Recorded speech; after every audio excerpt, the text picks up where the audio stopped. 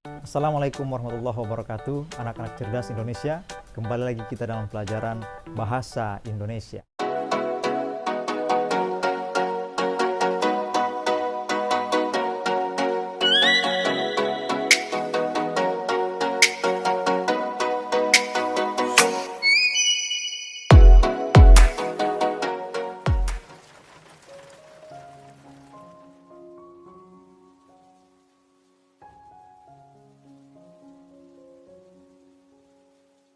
Siapa nih di antara kalian yang suka dengan suasana hujan? Nah, biasanya pada saat hujan tidur lebih nyenyak, lebih nikmat begitu. Tahukah kalian bahwa hujan merupakan salah satu fenomena alam yang dapat memberikan dampak positif dan negatif bagi umat manusia?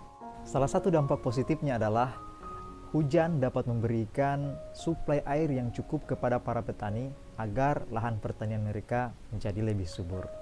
Tak jarang, hujan menjadi inspirasi bagi banyak orang untuk menciptakan karya, seperti lagu, puisi, cerpen, bahkan novel. Namun, di sisi lain, ada pula dampak negatifnya. Hujan dapat menyebabkan bencana banjir yang dapat menelan banyak korban jiwa. Apakah kalian pernah memperhatikan bagaimana proses terjadinya hujan di sekitar kalian? Nah, hal ini dapat kita jelaskan dengan teks eksplanasi. Apa sih teks eksplanasi itu? Simak video ini sampai habis dan jangan lupa catat hal-hal penting yang kalian temui di dalam video ini.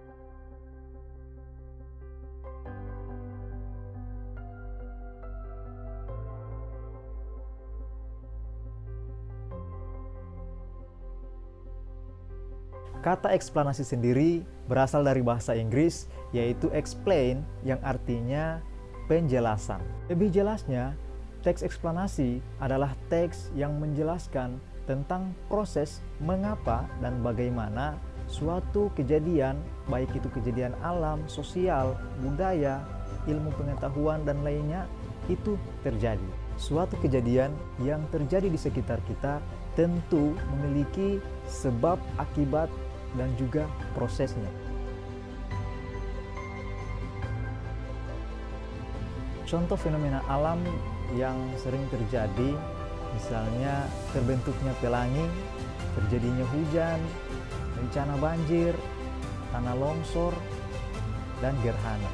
Sementara untuk fenomena sosial yang biasanya sering terjadi di sekitar kita, itu contohnya seperti kriminalitas, kepadatan penduduk, dan juga biasanya kalau pada saat lebaran itu ada yang namanya fenomena mudik lebaran. Nah, dan yang baru-baru ini yang sering terjadi adalah fenomena mewabahnya COVID-19. Nah, kalian pasti sudah tahu kan bagaimana COVID-19 itu.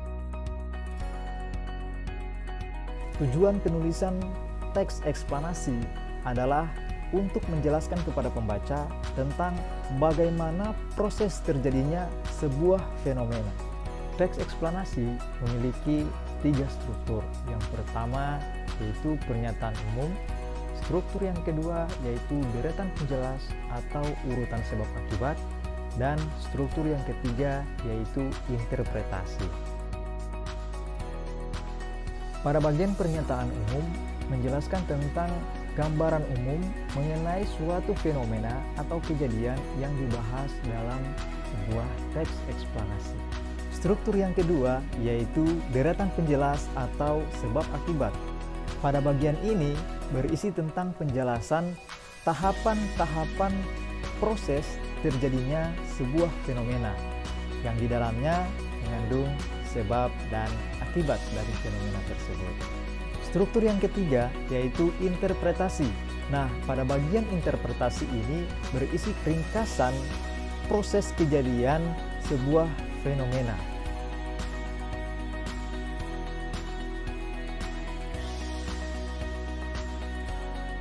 Selanjutnya, ciri-ciri teks eksplanasi. Yang pertama yaitu bersifat ilmiah. Artinya, segala bentuk fenomena yang dijelaskan di dalam teks ini harus bersifat keilmuan atau ilmu pengetahuan. Ciri yang kedua yaitu harus logis dan teoritis. Artinya, semua pernyataan dalam teks ini harus bisa diterima oleh akal dan sesuai dengan teori yang telah teruji sebelumnya. Ciri yang ketiga yaitu faktual. Artinya, semua pernyataan yang dijelaskan di dalam teks ini harus bersifat fakta dan apa adanya sesuai dengan kejadian yang terjadi. Dan ciri yang terakhir adalah informatif. Nah, teks ini bersifat informatif karena murni untuk memberikan pengetahuan kepada orang lain terkait dengan fenomena yang terjadi. Tidak ada embel-embel untuk mempengaruhi orang lain agar percaya dengan apa yang kita tulis di dalam teks eksplanasi tersebut. Sekian materi kita kali ini. Tetap jaga kesehatan dan semangat belajar kalian. Sampai jumpa pada pertemuan selanjutnya. Wassalamualaikum warahmatullahi wabarakatuh.